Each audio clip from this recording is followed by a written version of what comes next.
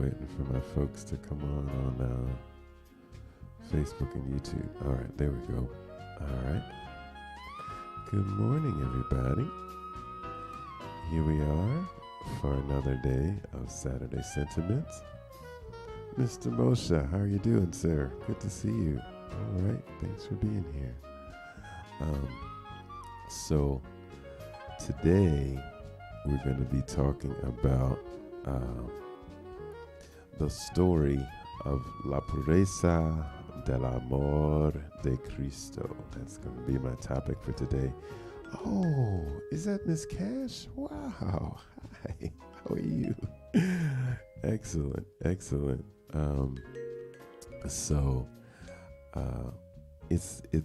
kind of a long story, but I hope that you all enjoy it. Before I delve into that, I want to definitely say Happy Women's History Month. I'll be saying that all month long. It's important that we say it. We can't say it enough. So definitely I celebrate all the women just everywhere for all that you do, all that you've done, for putting up with us when we have not done the right thing. Appreciate you. We celebrate you always. So I also want to let you know about some of the things that we have going on. For those of you that haven't heard, this station that I use as a backdrop is called Gospel Jazz Radio, and it's on the Jazz Radio Network, which is online, and it's my favorite station.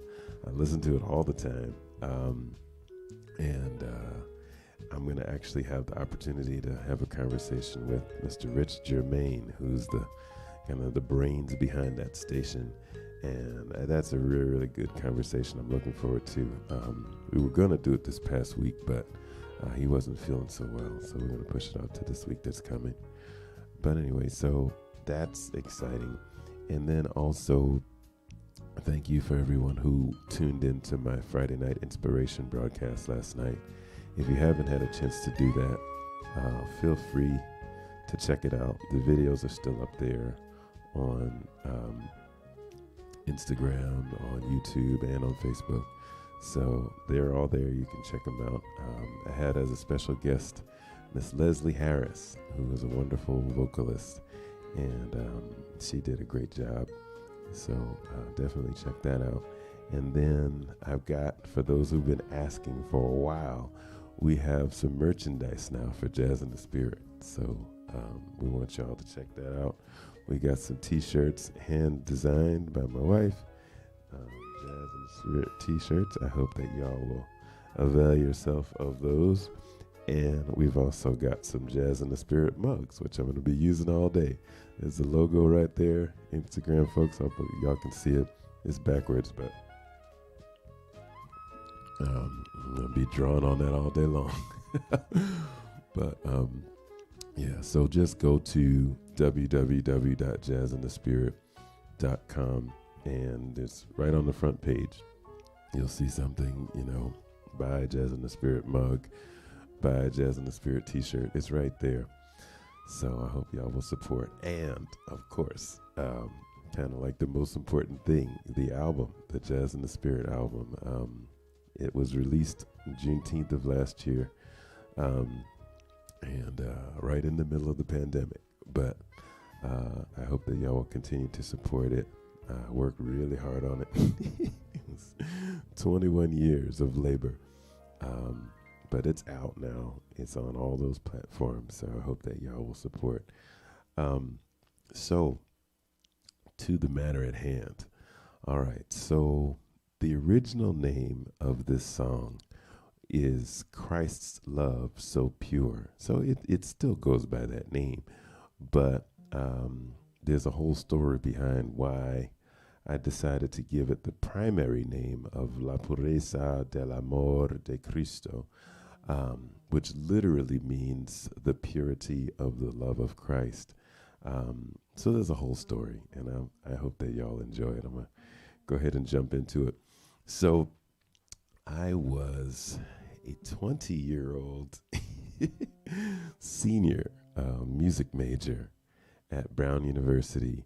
And at that time, I was, as some of you may remember, I told the story about having started college when I was 16, and it was rough. And I wound up having to take a year off, not by my own choosing. And but I made it back, and all the life changes, that took place as a result.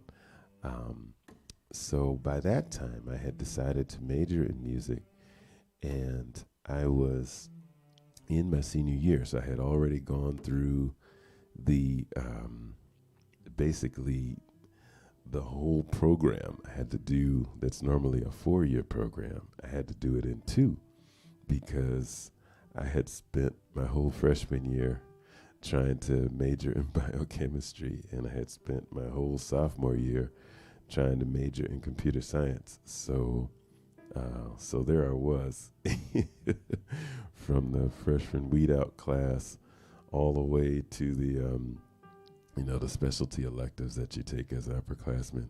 And I had to do that, in order to be able to graduate in 4 years, so that I didn't have to keep taking out school loans and, in order to be able to stay longer. Y'all know the drill. So here's the truth. The hardcore, the music theory classes, woo, child, those really kicked my behind. I'm not even going to lie. They really did.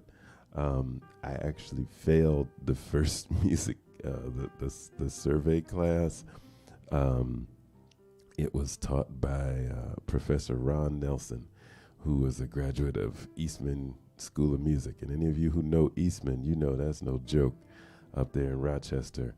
But the crazy thing is that was the class that I learned the most in terms of, the Brown music major introduction. I took it again with another person, and I was able to make the grade in those, but in terms of like stimulating my creativity and all that stuff, that first class was the one. So go figure.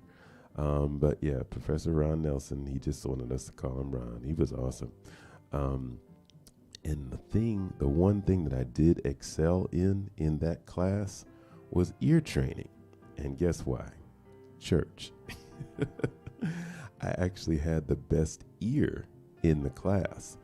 The other kids, they were much farther advanced than me in a lot of other things like reading music and, having encyclopedic knowledge of the European classical composers. I mean, they grew up on that stuff, but I had an ear. And I remember we had this exercise that Ron Nelson had us doing, and I'll give you just a little taste of it.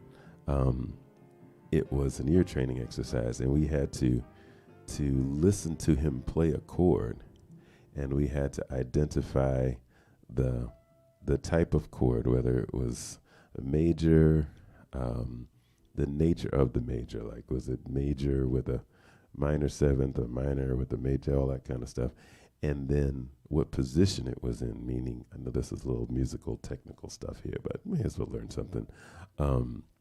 Root position, first inversion, second inversion, that kind of thing. And then what was the note on the top? What's the note on the top? The third, the root, the fifth, whatever. So we'd have to listen to the chord, and we'd have to say major, minor, position of, was it root position, position of the third. And we had to rattle them off real fast. So like, for example, a chord like this, right? Okay, so that's the C chord. So it's in the root position. That means the root, the C is on the bottom. And then, in this case, it's a major chord, but he might give us a 4-note chord. So that's a major chord, but with the interval of a minor seventh at the top. So we would say major, minor, right? And then we'd have to identify the note that was on the top. So in this case, the 7th note is on the top. So we'd have to say root position, major, minor, position of the 7th. And we had to rattle all that stuff off. And he'd give us multiple chords And as soon as we named one, he would give us another one, and he'd find, tricky musical ways to make it more complicated. But it was great training. But I was great at that, and that's why I remember it.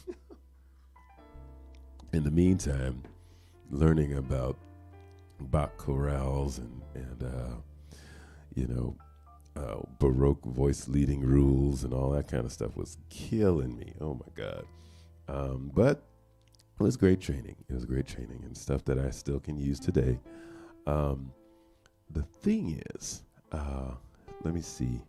I don't want to jump ahead, but I'll just say this. It's kind of an ancillary point, but in order to be a music major, and this is really still true today in many ways, you basically have to be a European classical music major. I mean, they call it Western art music now, and truth be told, you are at a definite disadvantage if you didn't grow up listening to and develop like an intimate encyclopedic knowledge of Bach and Haydn and Mozart and Beethoven and Schubert and Schumann and Brahms and all those folks, because that is really the foundation upon which everything that you study will be based. And, although I hate to say it, even among black musicians, there's a status that gets associated with those who are classically trained. And I understand, there's a lot of work involved. And so in terms of the dues paying, I understand how people do that. But I feel like we laud ourselves that's LAUD, ourselves for being experts in the music of our historic oppressors. Think about that for a minute. I'm going to probably deal with that specific subject in another session, but it's related here because it is part of the story of La Pureza and how it came to be what it is. So I also, one of my other professors there was Professor David Josephson. Now, all these guys are recently retired now, and they put in years and years of teaching students at Brown, and they were all brilliant people and stuff. But I remember David, he liked to just be called David. Most of the time we spent was on Western art music, learning how to research it and writing footnotes and bibliographies and all that kind of stuff. Primarily about Western art music. But he had a thing for Bruce Springsteen, so we spent part of the semester on Thunder Road, that old Bruce Springsteen classic. And I felt like that was kind of like his way of, wanting to be hip a little bit, But then later on in that semester, I branched out. I wrote a paper about the double bass parts of Beethoven symphonies. Which is pretty fascinating if you ever, get into that. And then I wrote about a paper called Rhythm and Revolution, the music of John Coltrane. And, I got to delve right back into the music that I grew up on, the A Love Supreme album and the Africa Brass album and My Favorite Things and so on. And the thing is, listen, y'all, music and culture go together. And one of the things that I think we have to just be a little bit more honest about in the way that we teach music is that we divorce it from its culture, but the culture goes right along with it.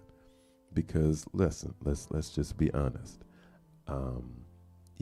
Somebody that looks like me was not really going to have the same opportunities to go to hear a classical music concert as somebody who doesn't look like me. You feel me? So that's real. And there is a definite advantage or disadvantage when all I want to do is study music, but I have to study this music, which comes from this culture, in order to get a degree in music. You understand?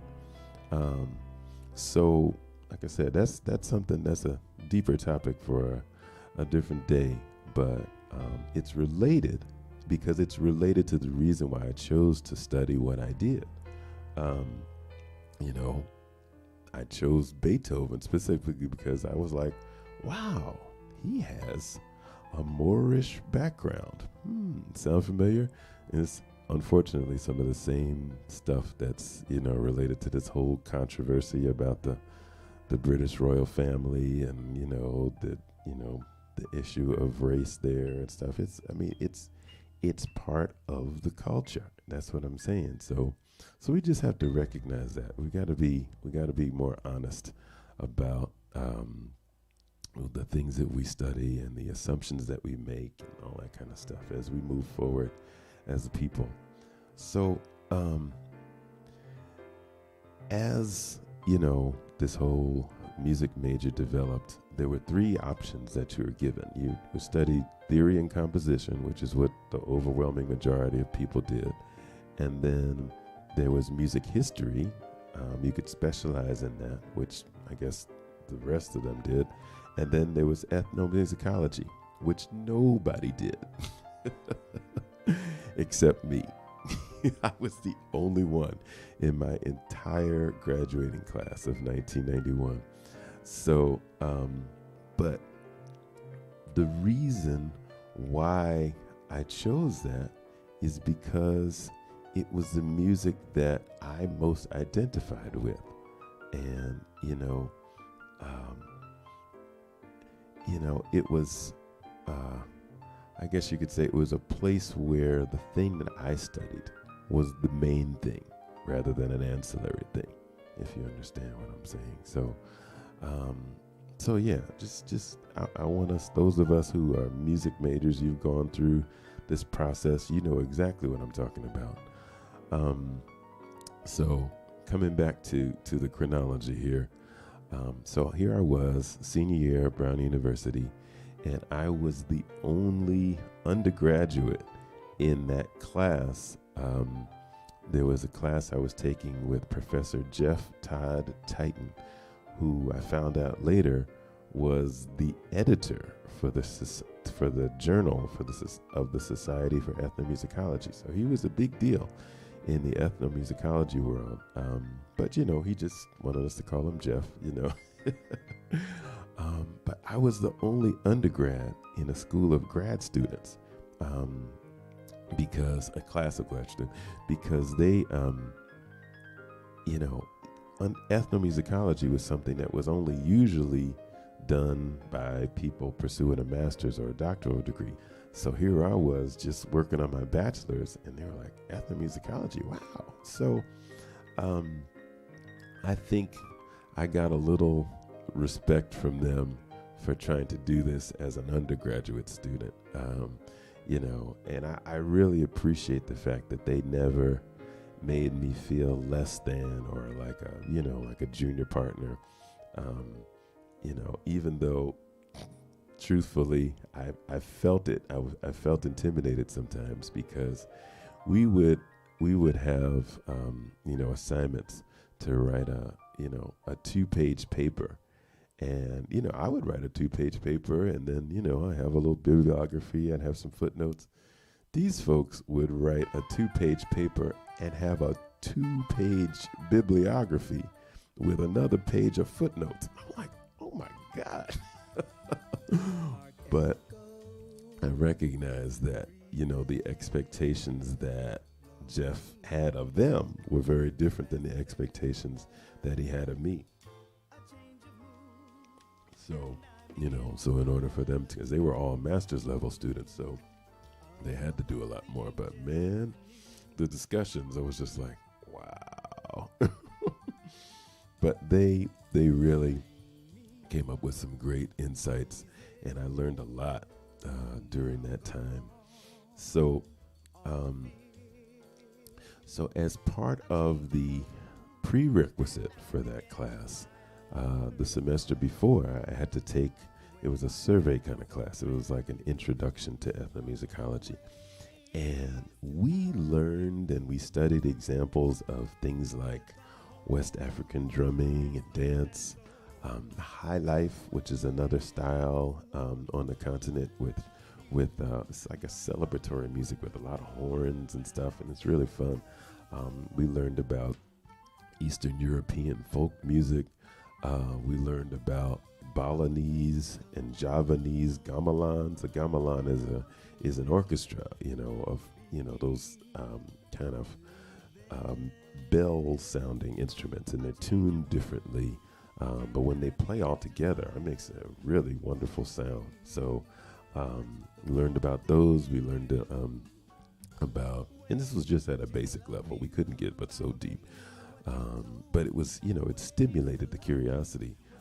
We learned about, or were introduced to North Indian and South Indian classical music, what they call Carnatic music. So I'm talking about the country India now.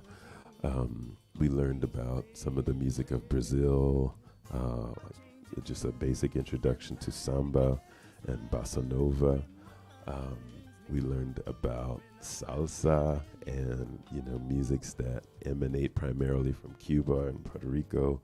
And we even got into some Mississippi Delta blues, and we learned about, some of the old recordings that, some preachers would make, and they'd have a congregation right there in the studio. And there was this one that was like, "Death is on your track." I remember, doing that. So all that was to say, this was what was exciting to me about the music major. I mean, there's nothing wrong with the Bach chorales and the symphonic music. I really enjoyed a lot of it, but it was new. It was the other to me. It wasn't home base, and a lot of that had to do with culture.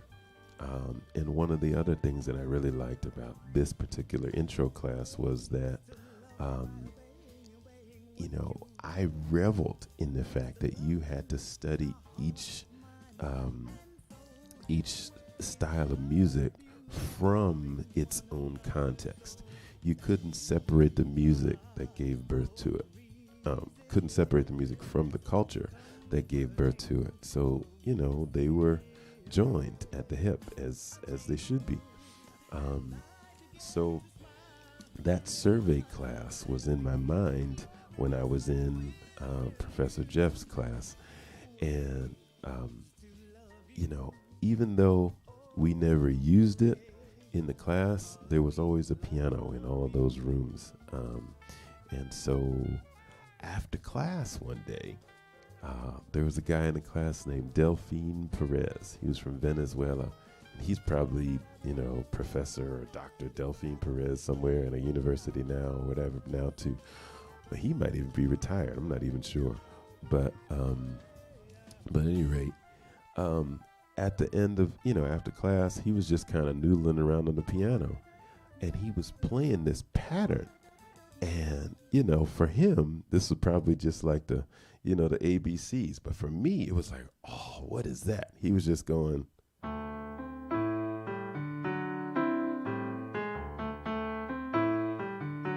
And he was probably playing it faster, maybe like.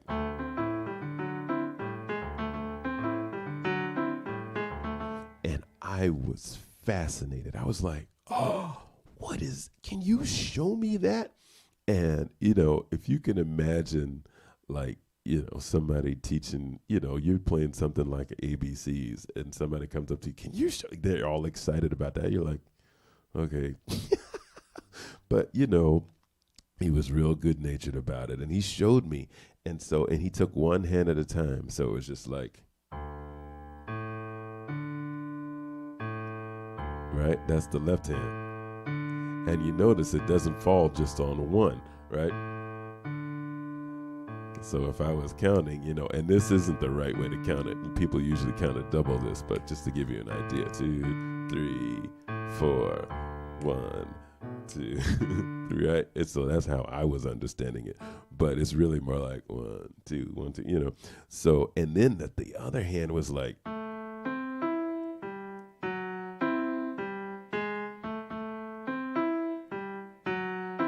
I was like, oh man, that is awesome. So, so I went back to my room and I was trying to practice it on my piano in my dorm room. Wait a minute. Did you say piano in your dorm? Yes, the piano in my dorm room. That's probably going to be another story for another day. But suffice it to say that I had the great privilege, the Lord's been ordering my steps for a long time. I was at the right place at the right time when the university chaplain was getting rid of his piano. He was about to retire, and he had this big old 700-pound upright grand piano. Those of you that know about those upright grands, if one of those falls on you, you're probably going to be dead. They're so heavy, and the weight is all concentrated vertically, so they're a bear to lift too. So anyway, he was like, if you can move it, you can have it. And I was like, for real? So I got a bunch of guys together, and we wheeled that thing all the way across campus to Pembroke, which is formerly the women's college, because Brown used to be all men and Pembroke was all women back in the day. So in the spirit of celebrating Women's History Month, thank you to the women of Pembroke for having elevators in those dorm rooms on that side, because the ones on the other side don't. And there's no way in the world I would have been able to get that huge piano up to the third floor where I was without those elevators. So that's how I had a piano in my dorm room. So anyway, I'm practicing this thing for days, and days became weeks. And I was trying to get it to a point where it would sound natural. Well, another thing that was going on at that time, because eventually I did, and I could kind of get it to the point where I could at least go.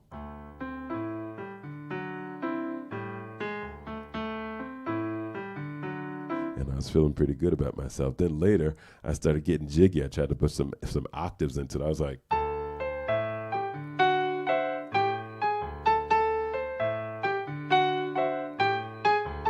and then, I tried to build up the speed. And I was like, hey, all right. I'm pretty sure that my neighbors down the hall probably heard that pattern.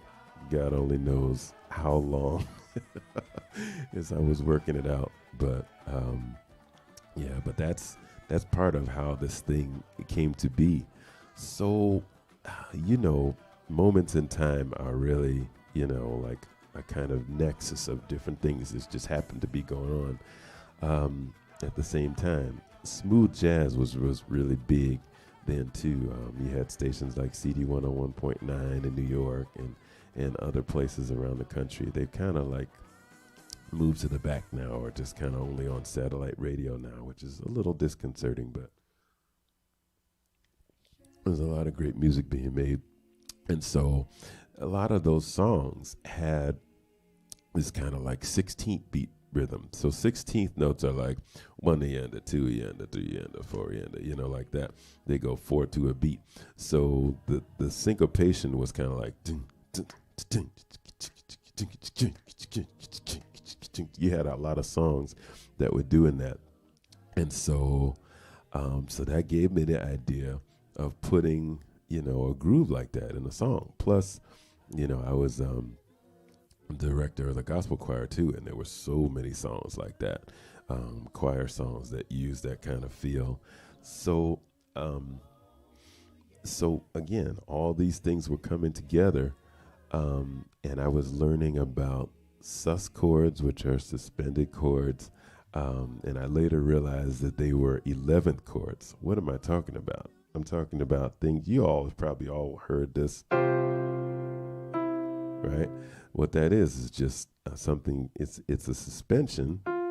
This note is like is held over from that note is held on from there, right?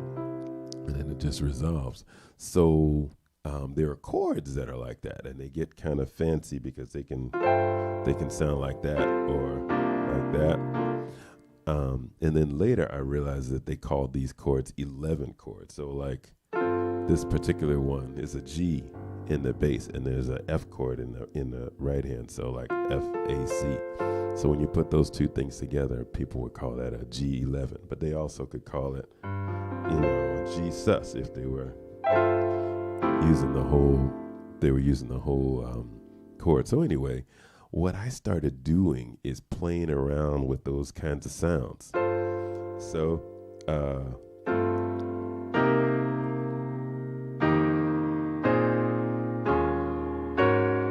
all of those are those kind of suspended or 11th chords. So the first one was an F with a G bass, or a G bass with an F chord, however you want to think of it.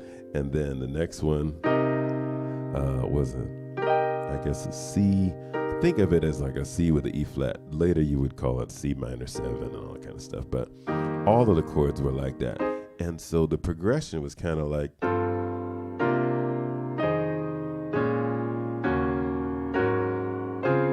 and that, I was kind of playing around with chords, but then they kind of started to feel cool to me. So I was like,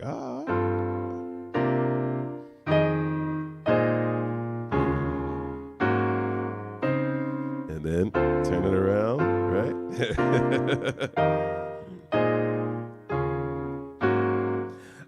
And the next part that happened is I wanted to, I was writing. My mind was exploding with all this music I was learning from, compressing a 4-year music program into 2 years. So I wanted a melody that sounded simple, to go with some of this complexity that was happening. And so I just thought of this, and it was, so the melody actually was like this.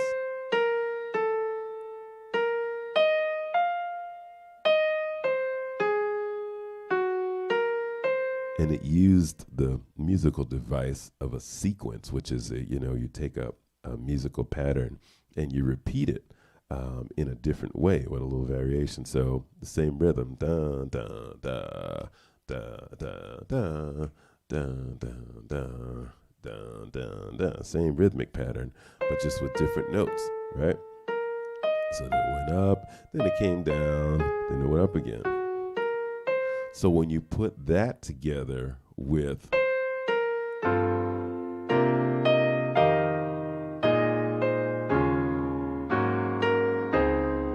those sus chords or 11 chords, it gives you kind of a cool feel. Now, when you put that together with some of the 16th note anticipation that was going on at the time, you get this.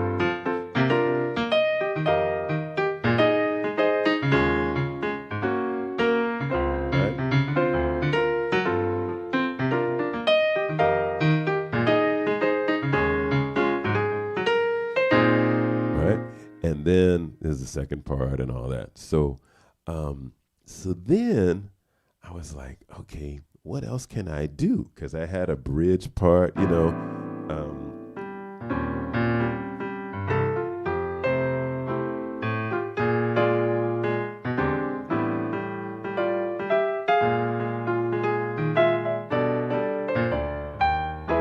So that was kind of like a more typical melody with, chords moving in certain ways. And it came back to so I had that, and so it was kind of like an A section, the B section. But I was like, what else can I do? And I was like, oh, wait a minute. Yeah.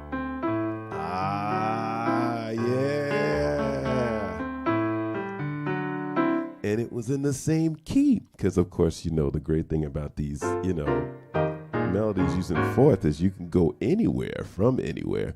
So I already had that D in there. So I was like, hey, we're going to do this.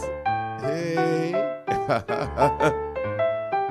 But I was trying to figure out, okay, how can you do, because that feels like a melody in and of itself. So how do you make a melody with that already? So I'm not even sure where this melody came from. I must say the Lord, but it was pretty much just outlining the chords that were going. So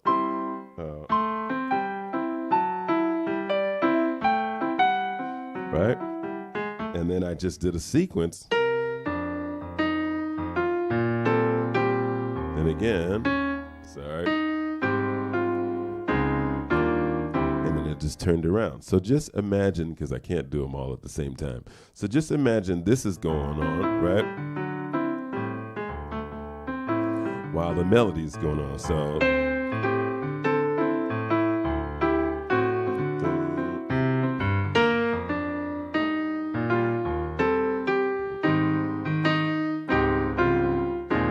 that wrong. Wait.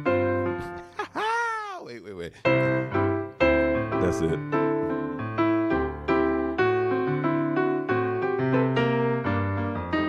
we go.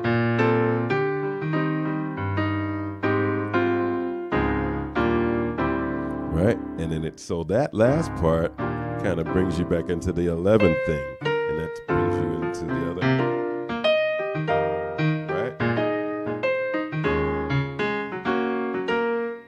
And at first when I did this, I had to kind of play it slowly because, I wasn't that good yet. I had to kind of keep it at the tempo where I could play it. But one of the things that was great was one of my very best friends in the world. He's now Dr. Greg Piggott, but at that time he was just Greg. We both played piano and sax. And that was like my favorite, his favorite song of mine to play. And we spent hours and hours just jamming out on that song. He liked to play his soprano sax. And I like to play that Montuno pattern because that was just like, woo, yeah.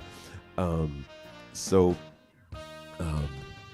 another thing, just kind of on a deeper level, is that playing this, especially as I was learning about the connection and some of the parallel history of Africans who were brought to what is now called Latin America. Hey, Tanya. And those that were brought to the United States, or it is now the United States now. Is that we shared a story, pretty much the same history of oppression was happening in both places, with the notable difference that one group was allowed to keep their drums and the other was taken away. So that's why we resorted to things like hand claps and stuff. So that's, it goes with it. Versus music that you hear, from Puerto Rico, Cuba, and all that stuff, which uses drums like crazy and all kinds of percussion instruments and stuff. So, but I guess the study helped me to see that we were connected by a common ancestry. And even though, I grew up in New York, so salsa music and merengue and all those other kind of styles, they were there. You heard them all the time, but it was always the other, because it was different than quote unquote Black American culture.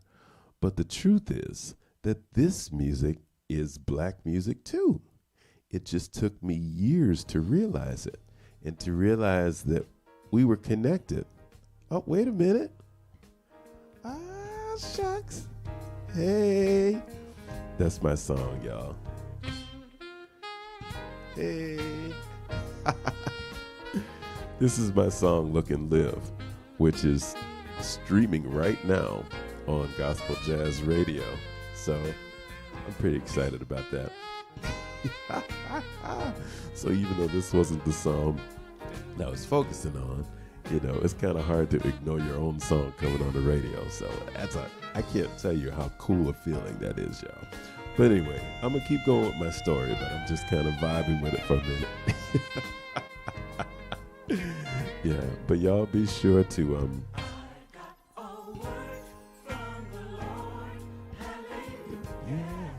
be sure to check out the Jazz in the Spirit CD. It's a great album.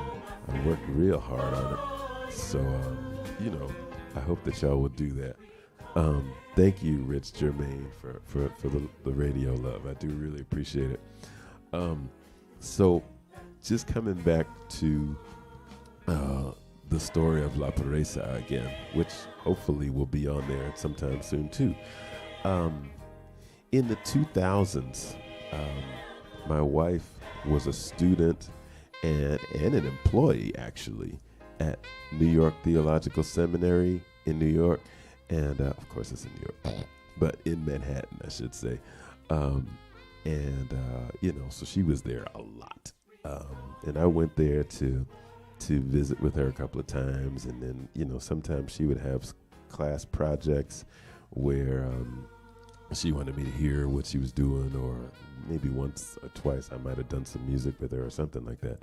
But anyway, so I happened to be there this one time, and as I was learning more about the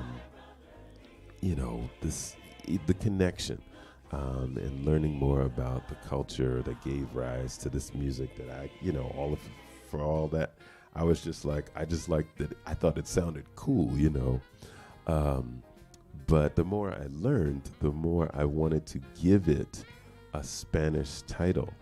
And because it was a song about God, I had given it the name Christ's Love So Pure, because I forgot to say this before, but when I was, back in the day when I was still at Brown, I was heavily into what I call my super Christian phase. We were doing Bible studies all the time. I was director of Voices Inspiration Gospel Choir. I was leading Bible studies for some of the younger students there. Man, we were getting into it. I had all kind of, my Bible had all kind of highlights in it and stuff. Oh man, I was memorizing verses. Woo, couldn't tell me anything. Didn't quite have some of the wisdom that I feel like I have now, but I could quote you some scripture, boy. Woo. So that's part of the reason why I gave it the name Christ's Love So Pure, because, just the love of Christ and all that it meant was really, becoming real to my life. And so this song was all about that concept, even though it didn't have words. So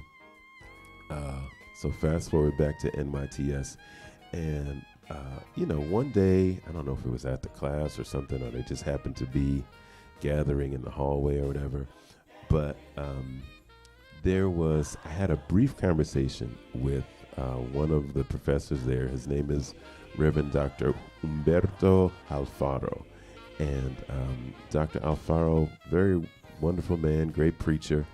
I had asked him about this song. I told him it was called Christ's Love So Pure, but I wanted to give it a Spanish title, but one that was, that made theological sense. Because, when you translate stuff literally, sometimes it doesn't always work culturally, or it doesn't make sense in the language.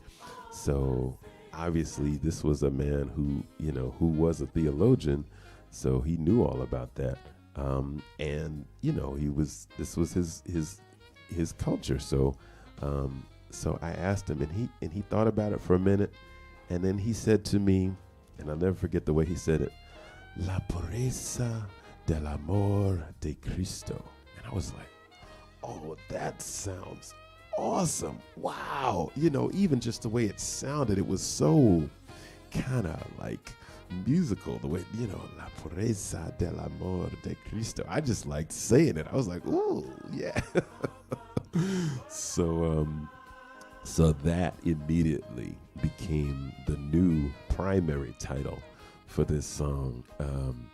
And even though for years I had been referring to it as Christ's Love So Pure, and that's still the name of the song, but because I am a student of ethnomusicology, culture is so important, and I recognize just how important it is to match the culture with the message.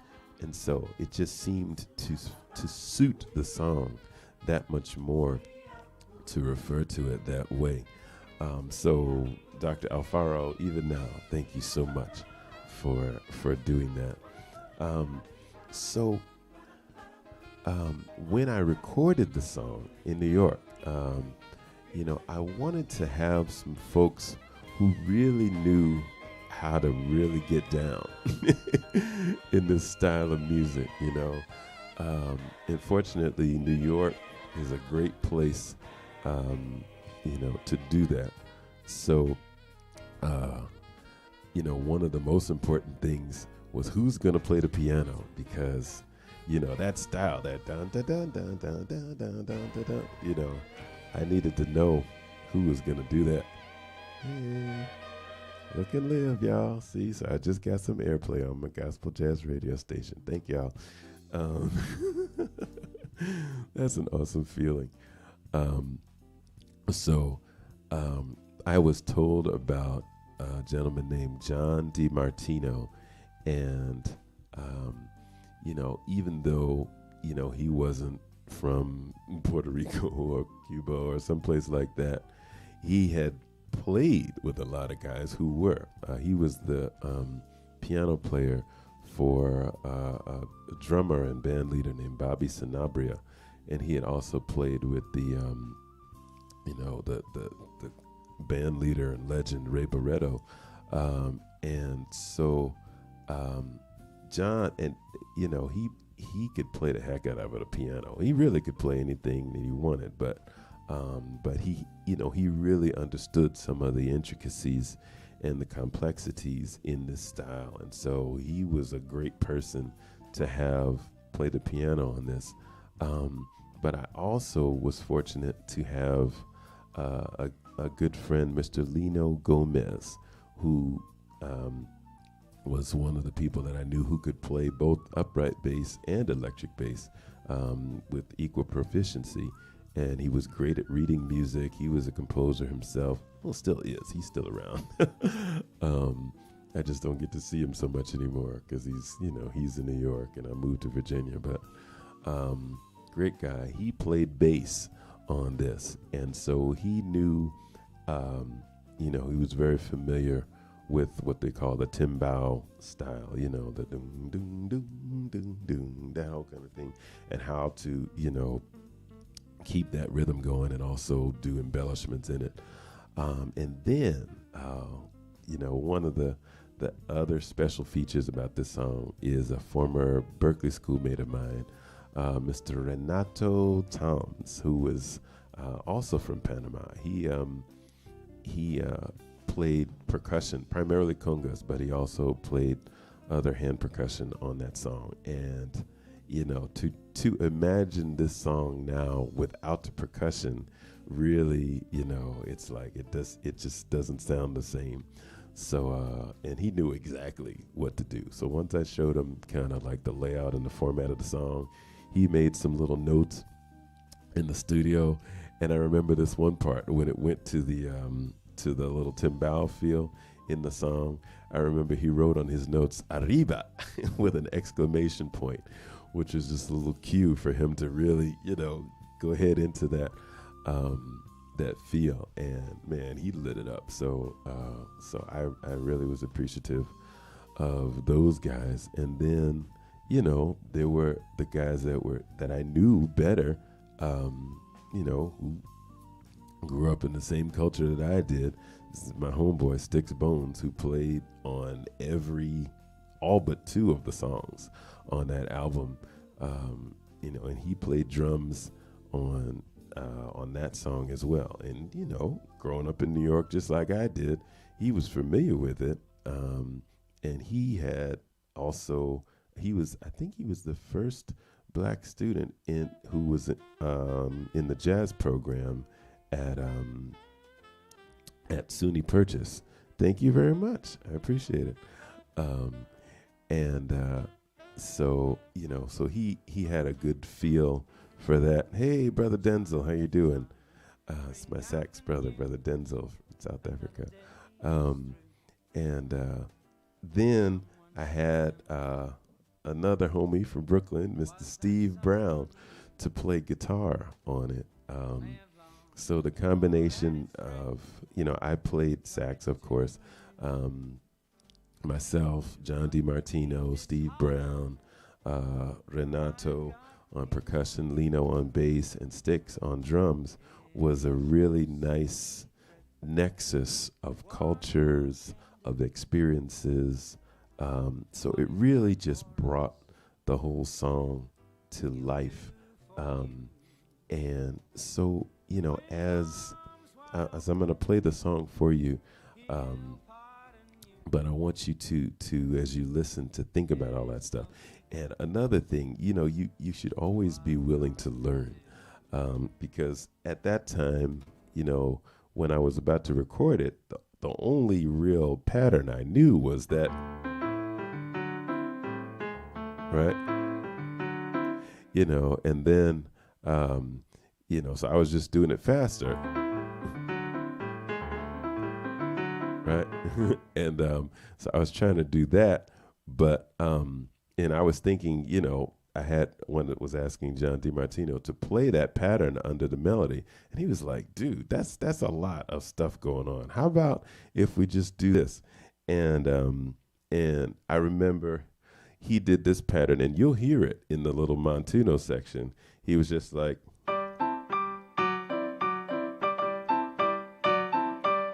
and then,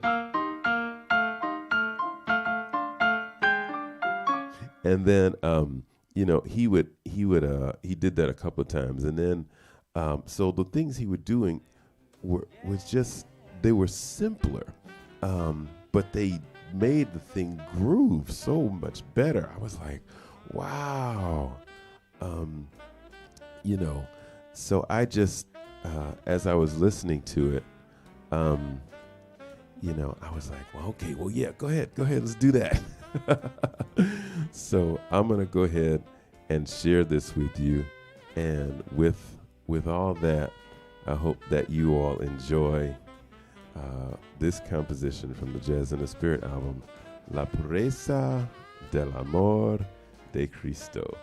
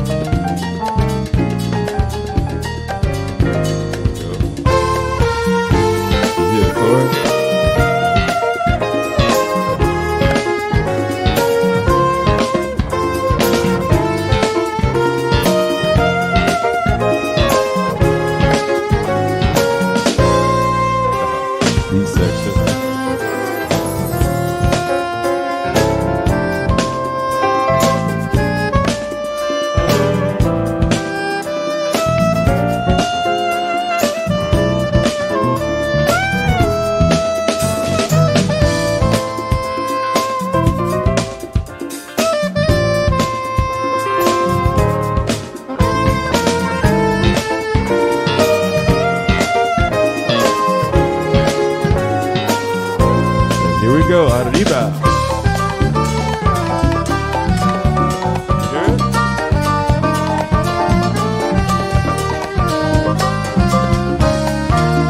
Coming back.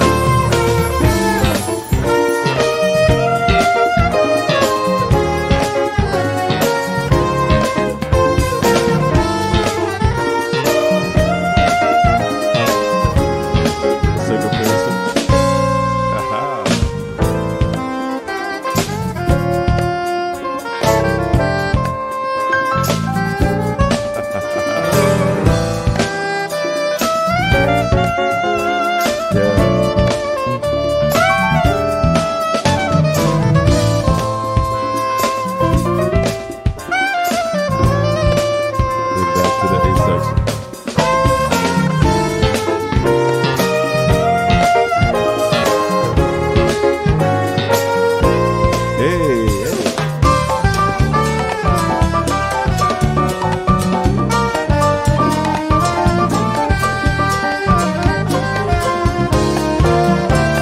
go. Check this pattern out. When he changes it. So, complete control. Then he goes off into solo.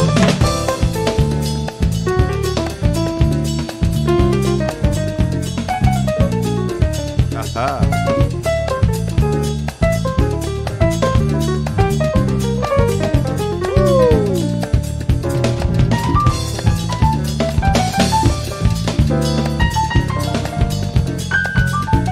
Oh yeah.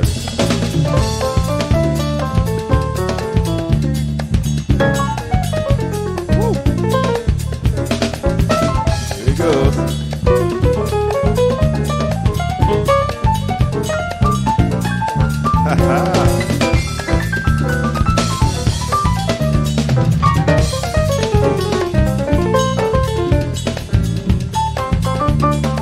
That's a little quote from a song called Manteca.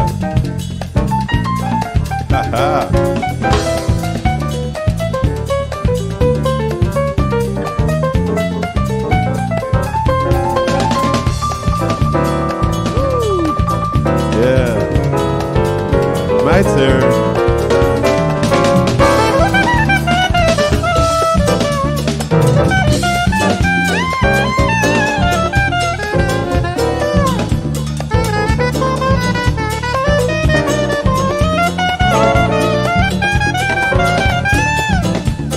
He's not even playing a Montuno under me. He's just shadowing.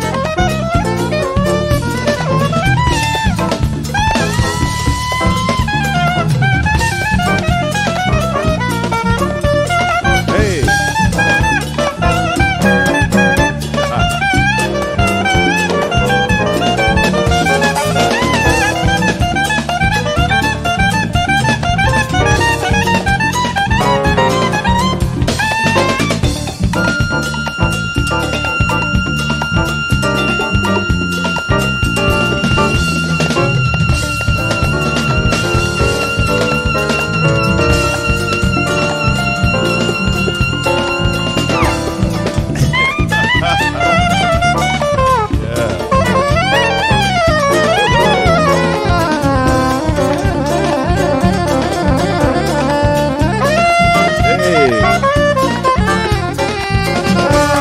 Renato.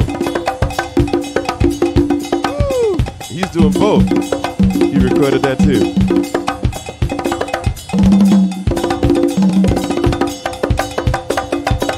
Hey, come on, Sticks.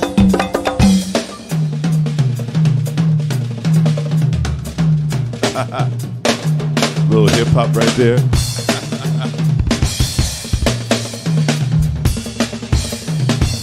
Everybody together. Woo-hoo!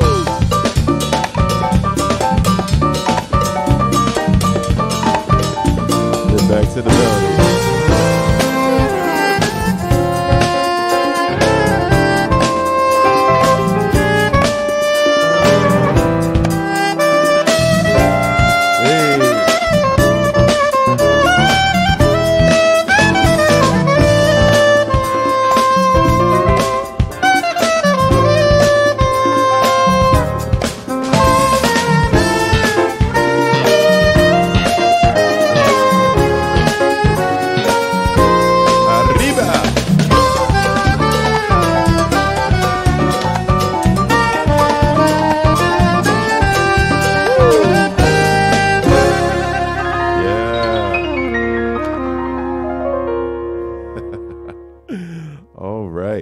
So, ladies and gentlemen, that is my song La Pureza del Amor de Cristo, also known as Christ's Love So Pure.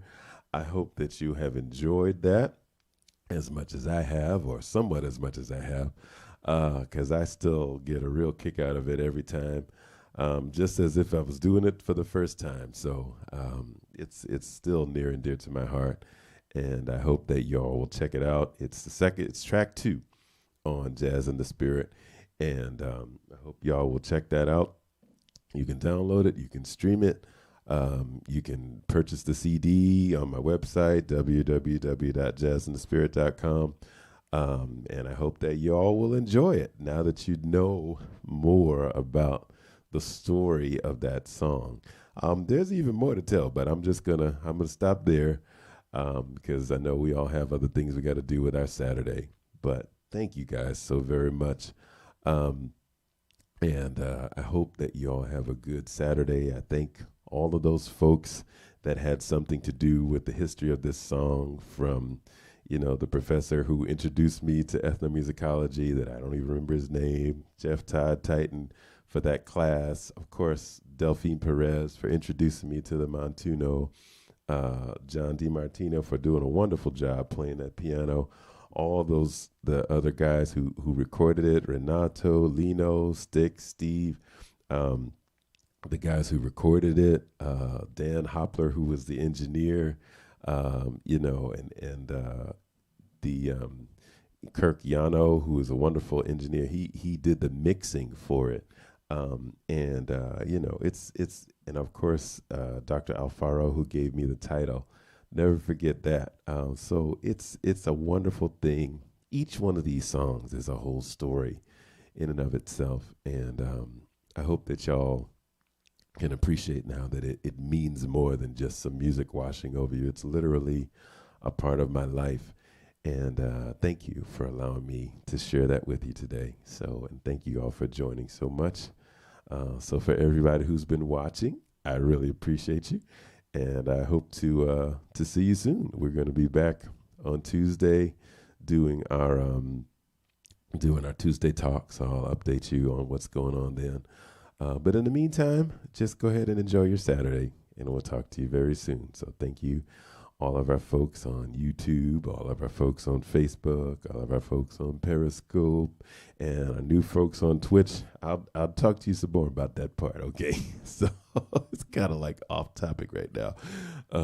But yeah, thank you guys very much, and have a great Saturday. All right, talk to you soon.